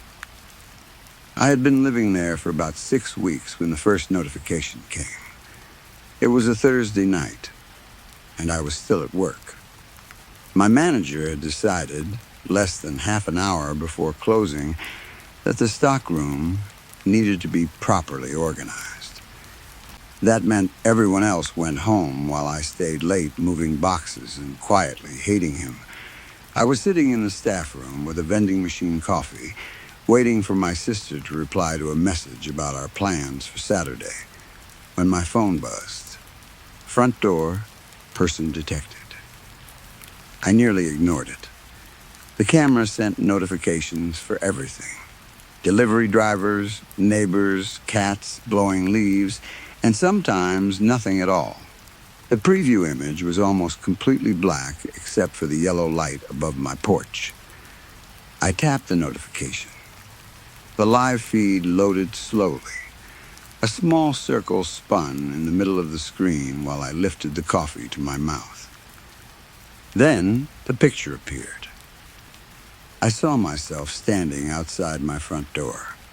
I was wearing the same black work trousers I had on in the staff room. The same green coat hung from my shoulders. My hair was tied up badly because I had forgotten a hair bobble that morning and used a thin elastic band from the office drawer instead. The woman on the screen had the same tired eyes and pale face I had seen in the mirror during my break. She was not looking at the door. She was looking directly into the camera. My mind seemed to stumble. It felt like missing a step in the dark. I looked around the staff room, expecting to find someone laughing or watching me. The room was empty. There were only dirty mugs beside the sink, the buzzing vending machine, and rain hitting the high window. On my phone, the other version of me raised one hand. She knocked on the door 3 times. I heard each knock through the camera speaker. Knock, knock, knock. Then she leaned closer. Her face filled most of the screen. She smiled. It was not a wide, unnatural smile like something from a horror film. It was smaller than that, tired and familiar. It was exactly the way I smiled when I was trying to look cheerful after a long day. "I'm home," she said. The voice was mine. I dropped the phone. It struck the plastic table hard enough to make my coffee jump in its cup. I sat there, staring at the phone while it lay face down. My heart pounded so hard that my chest hurt. After several seconds, I forced myself to pick it up. The feed had disconnected. I opened the app again. The porch was empty. Rain moved through the yellow light. The front door was closed. The doormat was in its usual place. There was no one standing near the wall or walking away down the path. I watched the empty porch for almost a full minute. Then I checked the saved recordings. There was no clip. That frightened me almost as much as seeing myself. The camera recorded everything. It saved videos of cats sitting on the step, delivery drivers dropping parcels, and the teenage boy next door smoking beside the wall when he thought nobody could see him. But there was no recording of the woman who had my face and voice. I called my sister. She answered immediately. "What's happened?" "I think someone was at my door." "Are you home?" "No, I'm still at work." "Then don't go home yet." I looked at the closed staff room door. I saw myself. There was a long silence. "What do you mean?" The camera went off. I opened the app, and I was there, outside my house. That isn't funny. I know it isn't funny. Could it have been someone who looks like you? I wanted to say yes. A woman with the same coat, the same height, and similar hair could have looked like me under a weak porch light. The bad camera quality might have filled in the rest, but she had not merely looked similar. She had my face. She had my smile. She had my voice. "I don't know," I whispered. My sister came to collect me. We drove to the house together. Neither of us spoke much on the way. The street looked completely normal. Wet cars lined the road. Curtains were closed. Bins sat beside the curb, shining with rain. My porch light buzzed softly above the door. There was no woman waiting outside. There was no figure hiding in the alley. There was no second version of me standing beneath the yellow light. My sister told me to stay in the car while she checked the house. "Don't," I said. "I'm only checking the lock." She walked towards the door and tried the handle. It was locked. She looked through the letterbox, then crouched beside the doormat. "What is it?" I called through the open car window. She did not answer. When she returned to the car, her face looked different. "There's a footprint," she said. "So?" "It's a bare footprint." I laughed because I did not know what else to do. "What?" "It's wet. Someone stood on your mat without shoes." I climbed out of the car even though she told me not to. She was right. There was one wet footprint in the middle of the brown doormat. I could see the toes, the heel, and the curved arch. It was small, about the same size as my foot. I looked down at my boots. My sister wanted me to stay at her house. For a moment, I almost agreed. But as I stood outside my own front door, something stubborn rose inside me. I was tired, wet, and cold. I had work the following morning. I did not want to be chased from my home by a camera problem or someone's stupid prank. We entered the house together. My sister switched on every light. The hallway was empty. The living room was empty. The kitchen was untouched. We checked behind the curtains, beneath the dining table, and inside the cupboard under the stairs. Then we went upstairs. We searched both bedrooms and the bathroom. My sister looked under the beds while I opened the wardrobes. She even pushed at the loft hatch with a broom handle and nearly hit herself on the head when it moved slightly. "There's nobody here," I said. She stared at me. You saw yourself at the door. I saw something on a small screen in bad light. It spoke in your voice. Maybe the app played an old recording. An old recording of you knocking on your own door with bare feet? I had no answer. My sister stayed until nearly midnight. We made tea, but barely drank it. We watched a cooking program with the volume too high because silence felt worse. Before she left, she made me promise to call if anything happened. The moment her car disappeared, the house felt different. I locked the door, slid the chain into place, and checked the back door twice. Then I took a knife from the kitchen drawer. I felt ridiculous carrying it upstairs. I felt even more ridiculous when I placed it beside my phone on the bedside table. I did not sleep properly. Every small sound made me open my eyes. At 3:22 in the morning, my phone buzzed. Front door, person detected. The screen lit up beside the knife. Before I could touch it, another notification appeared. Front door, person detected. Then a third. Front door, person detected. I picked up the phone. A live feed showed the porch. Rain, front door. Doormat, nothing else. I watched closely. The door handle moved. It was only a slight movement at first. A small twitch downwards. I stopped breathing. The handle went down, then back up. Down, up. Someone was trying the door from outside. They were doing it slowly and carefully, as though they did not want to make noise. I climbed out of bed and moved quietly towards the landing. From the top of the stairs, I could see the front door at the far end of the hallway. It looked like a dark rectangle. The metal chain caught a little of the light coming from upstairs. The handle moved again. This time, I watched it with my own eyes. I called 999. The operator began asking questions. I whispered my name and address. I told her I was alone and that someone was trying to enter my house. She asked whether I could get into a room with a lock. While I was speaking, the handle stopped moving. For a second, there was only silence.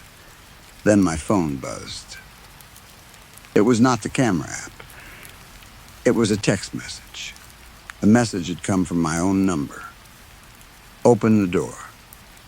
I forgot my keys. My fingers went weak, and I nearly dropped the phone down the stairs. The operator asked what had happened. I got a text, I whispered. Who sent it? Me. I'm sorry? It came from my number. The metal flap of the letterbox lifted. A strip of darkness appeared near the bottom of the door. Then fingers pushed through. There were 4 of them, pale and wet. They moved slowly, touching the inside of the door and reaching upwards. They were trying to find the chain. I ran. I locked myself inside the bathroom and climbed into the bath. I held the knife in one hand and pressed the phone against my ear with the other. The operator told me officers were on the way. From downstairs came the sound of the chain moving. A quiet, metallic scrape. Then another. I had fastened it properly. I knew I had. I clearly remembered sliding it into place and pulling on the door to make sure it held. But as I sat in the bath, I heard the chain fall. The front door opened. There was no crash or kick. It made only the ordinary sound of a door being opened by someone who had every right to enter. For a few seconds, nothing happened. Then I heard footsteps in the hallway. Bare feet moving over the floorboards. They sounded wet. One step, then another. They stopped at the bottom of the stairs. My own voice called from the hallway. I'm home. I do not remember much after that. The police found me sitting inside the bath with the knife still in my hand. The front door was closed and locked. The chain was in place. There were no signs of forced entry, no wet footprints, no strange fingerprints on the letterbox. The only prints they found belonged to me and my sister. There was no text message from my number. It was gone from my phone.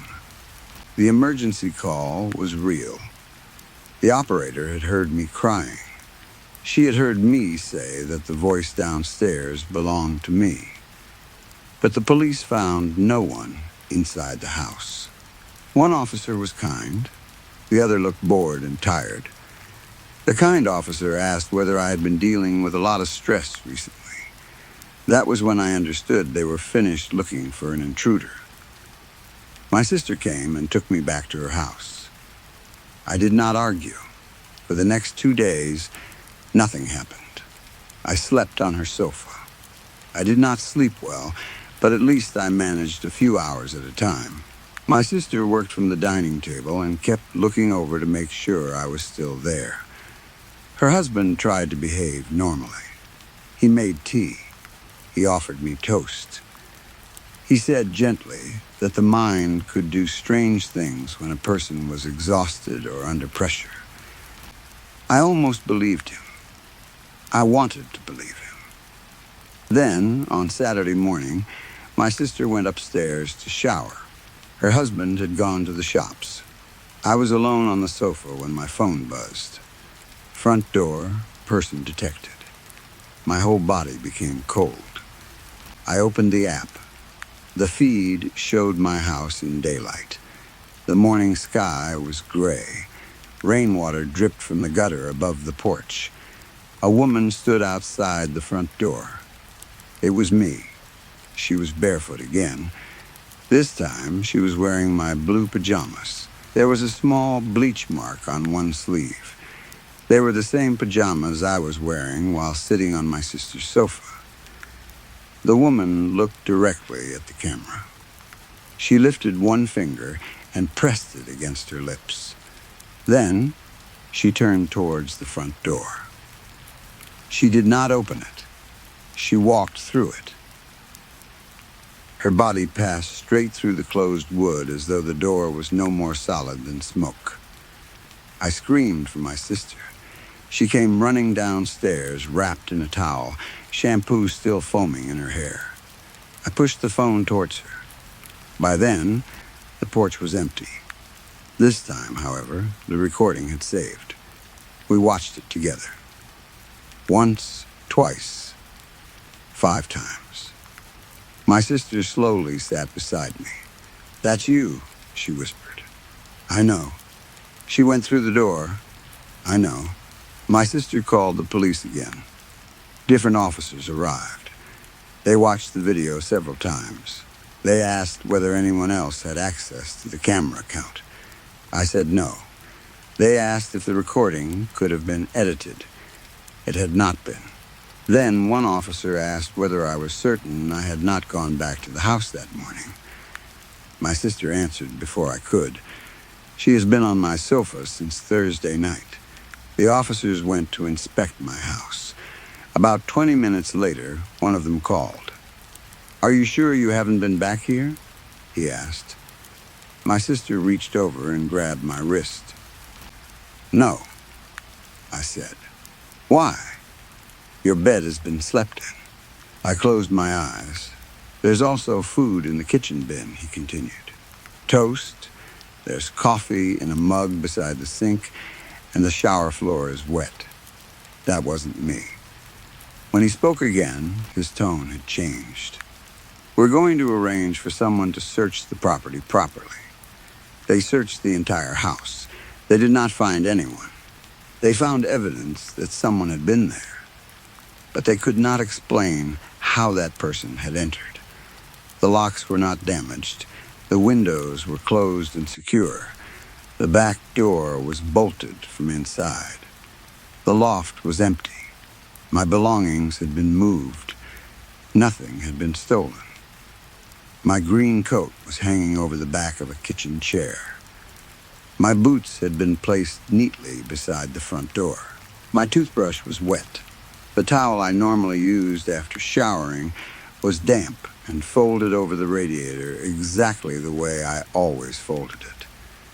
In the bedroom, the framed photograph of my sister and me had been turned face down. That frightened my sister more than anything else. I refused to enter the house. I stood on the pavement while officers moved in and out through the front door. Neighbors watched from behind their curtains and pretended they were not interested. A woman who lived 3 doors down approached us. Her name was Mrs. Harlow. I had spoken to her only twice before. Once about the bins, and once when she had accepted a parcel for me. "Are you all right, love?" she asked. "Yes," I said automatically. People always say yes when someone asks that question, even when the answer is clearly no. Mrs. Harlow glanced at my house, and then at the police car. "Is it happening again?" My sister heard her. "What do you mean by again?" Mrs. Harlow's expression tightened. "Nothing. I shouldn't have said anything." "What happened before?" I asked. She looked towards my front door. "The girl who lived there before you," she said. "She only stayed for a few months." "What girl?" "The tenant before the house was sold. Quiet young woman. Worked at night, I think." "What happened to her?" Mrs. Harlow kept staring at the house. She said someone was coming inside. My sister stepped closer. "Who?" Herself, the pavement seemed to move beneath my feet. Mrs. Harlow looked uncomfortable. She said she saw herself standing in the windows. Then she started seeing herself on that little door camera. I thought she was going through a difficult time. You never really know what is happening in another person's head. "What happened to her?" I asked. "She left." "When?" Mrs. Harlow swallowed. That was the strange part. I never saw her leave. She was there one day, and the next morning the curtains were open and the house was empty. The landlord said she had run away without paying the rent. What was her name? I can't remember exactly. Emily, perhaps, or Ellie. Then she touched my arm. "I'm sure it has nothing to do with you." She did not sound sure. That night, I stayed at my sister's house again. We switched off my phone completely. Not silent mode. Not flight mode. We turned it off and put it inside a drawer. At 2:41 in the morning, my sister's doorbell rang. The sound traveled through the entire house. Her husband sat up beside her. What the hell was that? Nobody moved. The bell rang again. My sister's phone buzzed on the bedside table. She picked it up. I knew what she was going to see before she turned the screen towards me. Her doorbell camera showed me standing outside. I was barefoot in the rain, wearing the blue pajamas. My hair was soaked and stuck to my face. My hands hung beside my body. My sister whispered, "You're here." I was standing beside her in the bedroom. On the screen, the other me slowly raised her head. She looked directly into the camera. Then she looked past it, up towards the bedroom window, towards us. My sister's husband climbed out of bed. "Don't go downstairs," I said. "I'm not. I'm checking the window." He pulled the curtain aside with 2 fingers and looked down. The front path was empty. Nobody stood outside. There was no movement on the road or near the gate. But on my sister's phone, the woman remained on the doorstep, waiting. Then she smiled. A new message appeared beneath the camera feed. "Front door, familiar face detected." My sister made a small choking sound. The camera usually said "person detected." It had never identified visitors by name. Now it displayed my full name, not my email address, not the name attached to the camera account. My full legal name. The speaker crackled. "She doesn't live there," the woman said. None of us answered. She leaned closer to the camera. Her face filled the screen. "She lives here." The feed went black. The three of us remained in the bedroom until the sun came up. We did not sleep. We barely spoke. At sunrise, my sister's husband went downstairs carrying an old cricket bat he had found in the loft. The front step was dry. There were no footprints. There was no rainwater near the door. The recording had still saved. The police watched it. They took statements from all three of us. One officer asked whether I had any enemies. Another asked whether I had ever suffered from sleepwalking. My sister lost her temper. "She was in the room with me," she said. "We all saw her standing beside us while that thing was outside." The officer apologized, but I could see what he believed. I could see what all of them believed. A woman who lived alone had been frightened by a camera problem. Her sister had become involved. Nobody had slept properly. And now all of us were imagining things. There was always a sensible explanation when you were not the one hearing your own voice outside the door. By Monday, my sister looked exhausted. Her husband was frightened but tried to hide it. I had started to feel like a problem inside their home. They never said that. They were too kind. That made the feeling worse. I booked a hotel room. My sister hated the idea. "You should stay here," she said. It followed me here. "So your answer is to go somewhere alone? I can't keep bringing this into your house.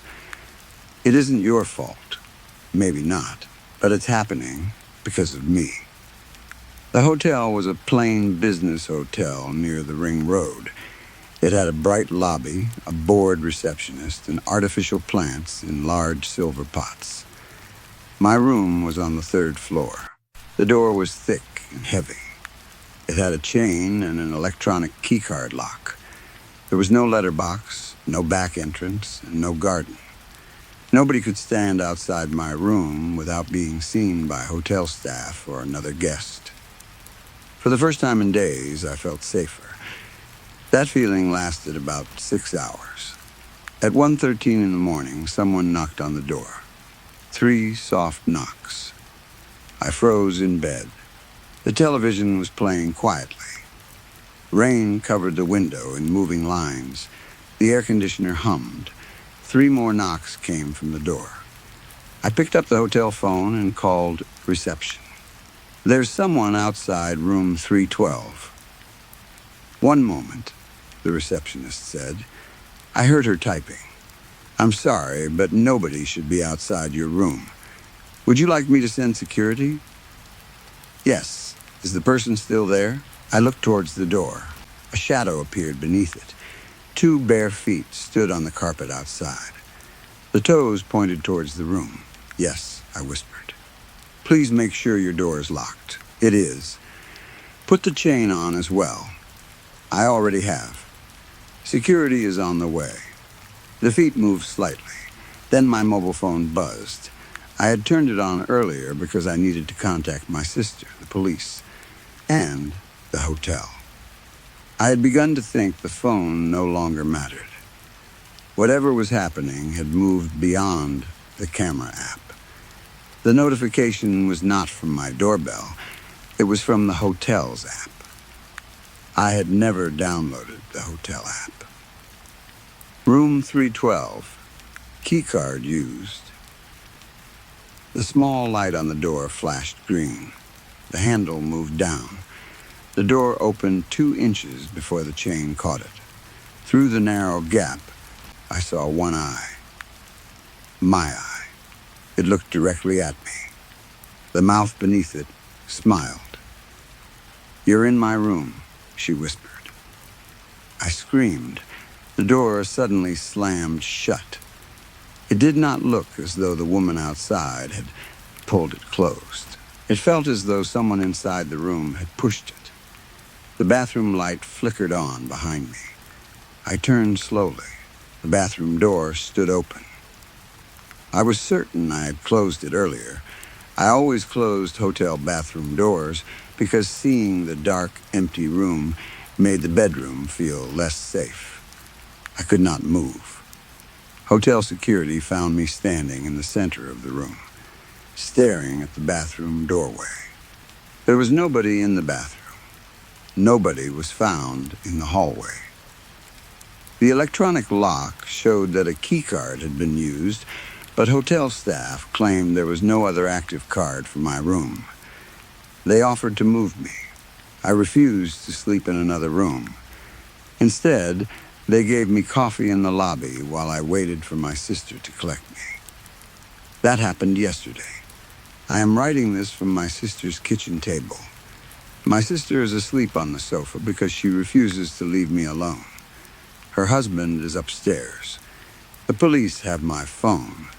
They have copies of the camera recordings, the hotel lock report, and the recording of my emergency call.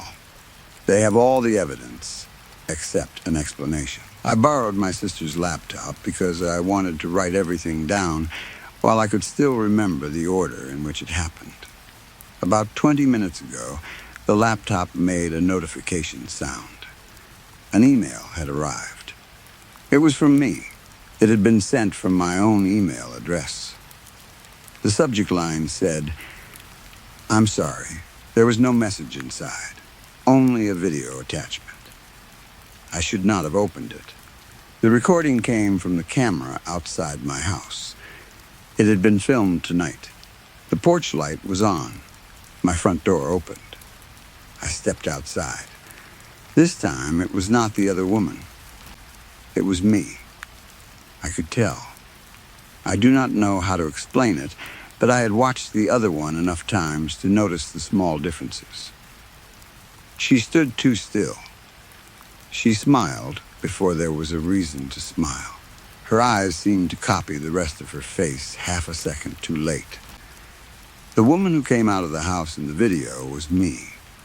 I was barefoot, wearing my green coat over my blue pajamas. I was crying. Behind me, another figure stood in the dark hallway. She also had my face. She raised one hand.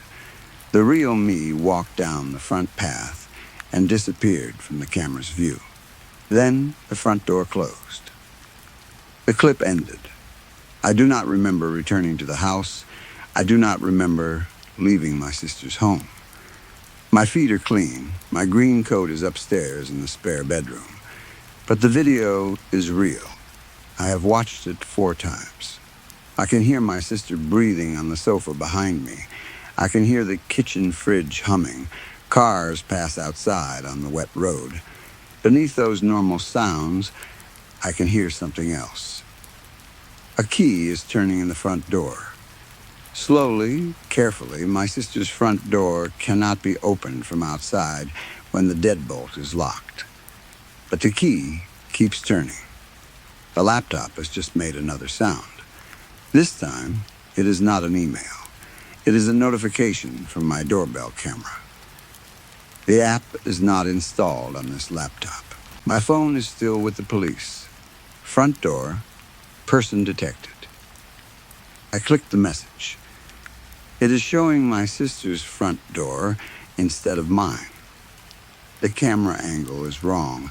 It is much too low, as though the recording is coming from something crouching on the path. A woman is standing outside. She is barefoot.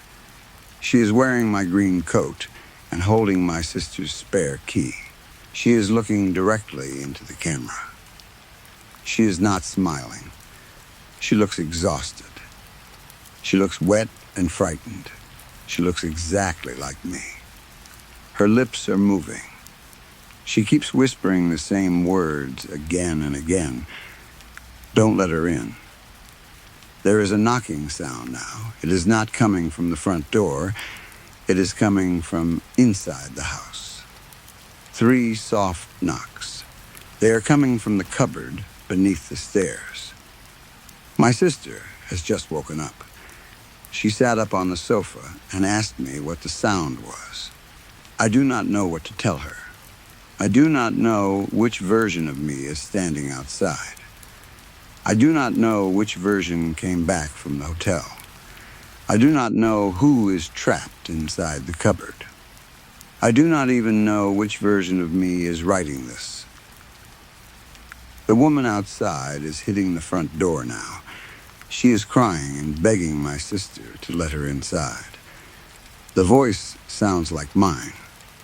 The knocking inside the cupboard has become faster.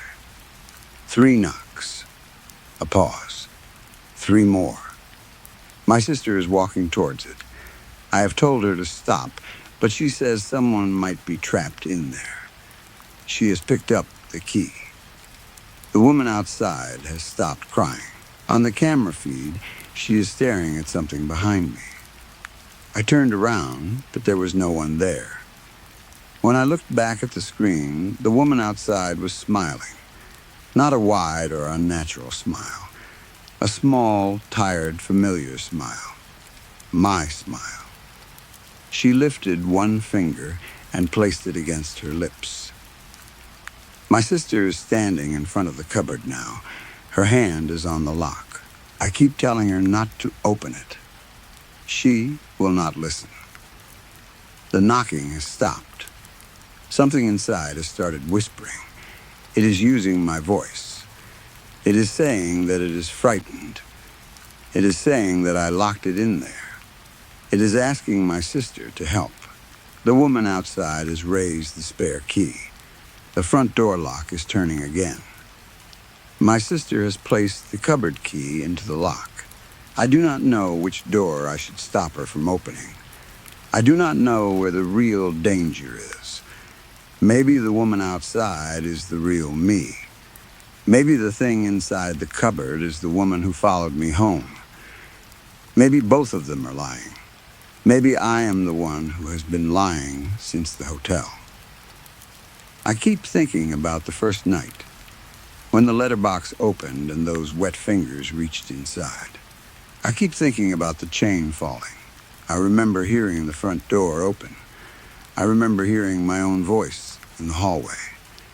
But I do not remember what happened before the police arrived. What if something did come upstairs? What if it found me in the bathroom? What if the police did not rescue the same woman who had called them? What if the real me never left that bath? The cupboard lock has clicked. The front door deadbolt has also moved. Both doors are opening. My sister is looking at me now. She looks confused. She has asked why I am smiling. I did not realize I was. If your doorbell camera ever shows you coming home when you know you are somewhere else, do not return to the house. Do not speak to the person on the screen. Do not open the app again. If you hear your own voice outside your door, begging to be allowed inside, make it prove that it is really you. Ask it something only you could know. Watch its eyes. Pay attention to when it smiles. And whatever happens, do not assume the frightened one is telling the truth. I think that was the mistake I made. I think I let the wrong one inside. The cupboard door is open now. There is nobody in it. Only a wet green coat hanging in the darkness. My sister is staring at it. Someone has just stepped into the hallway behind her. Bare feet, wet hair, blue pajamas. My sister has not seen her yet. The woman is looking at me. She has my face. She is crying. She has just whispered, "Please don't let her know. I want to ask which one she means." But I cannot, because my sister has turned towards me. Her eyes are copying her expression half a second, too late. And she is smiling before she needs to.